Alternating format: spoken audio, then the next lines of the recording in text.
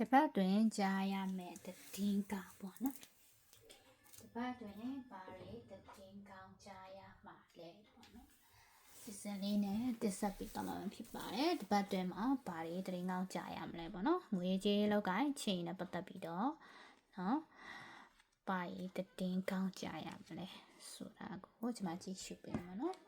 ချိန်ရည်နဲ့ပတ်သက်ပြီးတော့သတင်းကောင်းကြားရတတ်တယ်ပေါ့နော်ဒီရတတပတ်အတွင်းမှာပေါ့နော်ချိန်ရည်နဲ့ပတ်သက်ပြီးတော့သတင်းကောင်းကြားလက်ရှိမှာအစင်မပြေနေဘူးဆိုရင်တော့ချိန်ရည်နဲ့ပတ်သက်ပြီးတော့သတင်းကောင်းကြားတတ်တယ်ကွဲကွာတဲ့လူတွေနဲ့ပြန်ဆုံစည်းတတ်တယ်ဝေးကွာနေတဲ့လူတွေနဲ့ပြန်ပြီးတော့နှိစတတ်တယ်ကိုမှအတင်းကိုတဘောကြနေရရှိရင်တဘောကြနေတဲ့လူကဖွင့်ပြောလာနိုင်တဲ့ပုံစံမျိုးရှိရယ် RSD ကတော့ချိန်ရည်မြတ်တာရေးအဆင်ပြေနေတဲ့ပုံစံမျိုးရှိရယ်ပေါ့နော်ဒါမှမဟုတ်စီးပွားရေးနဲ့ပတ်သက်ပြီးတော့အလုပ်ကိုင်းနဲ့ပတ်သက်ပြီးတော့ပေါ့နော်ကံကောင်းလာဖို့ရှိတယ်နော်စီးပွားရေးအလုပ်ကိုင်းပိုင်းနဲ့ပတ်သက်ပြီးတော့ကံကောင်းလာဖို့ရှိရယ်ပြီးတော့တင်အကူအညီလိုအပ်နေတယ်ဆိုရင်တော့အဲ့ဒီကူညီမဲ့သူပေါ်လာနိုင်တယ်အဲ့ဒီလူကအမျိုးသမီးတဦးလည်းဖြစ်နိုင်တယ်တင်းရဲ့မိခင်လည်းဖြစ်နိုင်တယ်တင်းရဲ့မိတ်ဆွေလည်းဖြစ်နိုင်တယ်တင်းရဲ့ဆွေမျိုးတွေတကယ်လည်းဖြစ်နိုင်တယ်အမျိုးသမီးကြီးတဦးကတင်းကိုပြောမယ်ဆိုတော့ကူညီမဲ့ကိုညီပေးမဲ့အနေထားမျိုးရှိတယ်။တင်လုပ်ငန်းမှာတင်ငွေကြေးပိုင်းတော့၎င်းအလုပ်ကိုင်ပိုင်းနဲ့တော့၎င်းနော်လိုအပ်ပြောမယ်အကူအညီလိုအပ်တယ်ဆိုရင်တင့်ကိုကူညီမဲ့သူပေါ်ပေါက်လာတတ်တယ်ဆိုတဲ့ပုံစံမျိုးတွေ့ရတယ်ပေါ့နော်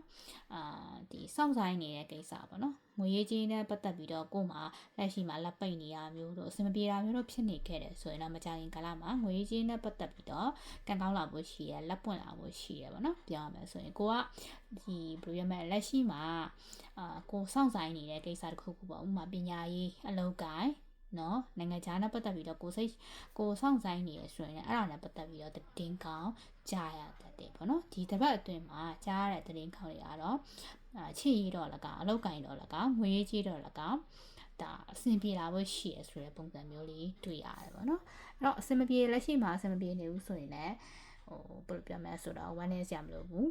နော်မကြခင်အဆင်ပြေလာဖို့ရှိရဆိုတဲ့ပုံစံမျိုးတွေ့ရပါတော့ကလေးသားသမီးလိုချင်နေတဲ့သူတွေကလေးသားသမီးရရှိမဲ့ကာလလို့မြင်ရပါပဲပေါ့နော်ကိုကအဲ့လိုမျိုးတရားကလေးလိုချင်နေတဲ့အိမ်ထောင်တွေရှိရတာကလေးသားသမီးကိစ္စနဲ့ပတ်သက်ပြီးမျှော်လင့်နေရဆိုရင်တော့ကလေးသားသမီးရလာဖို့ရှိရဆိုတဲ့ပုံစံဒီမှာတွေ့ရတယ်ပေါ့နော်ပြောမယ်ဆိုရင်ချစ်ရင်နဲ့ပတ်သက်ပြီးတော့တင်ကိုတဘောကြားနေရလို့ရှိရဆိုတော့တင်ကိုဖွင့်ပြောလာဖို့ရှိရ RSD လက်ရှိအဆင်မပြေဘူးဆိုရင်တော့မကြခင်အဆင်ပြေသွားဖို့ရှိရ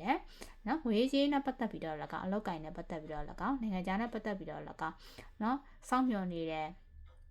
အားနဲ့ပတ်သက်ပြီးတော့ကိုတစ်ခုပေါ့နော်သတင်းဆောင်နေဥမာအကျွေးကိစ္စတော့၎င်းပေါ့နော်စောင့်ဆိုင်နေရဆိုရင်တော့ဒါသတင်းကောင်းကြားဖို့ရှိရပေါ့နော်စီဇန်လေးကိုကြည့်ရှုအားပေးရတဲ့အတွက်အားလုံးကျေးဇူးတင်ရှိပါအားလုံးကောင်းတဲ့နေ့လေးဖြစ်ပါစေနော်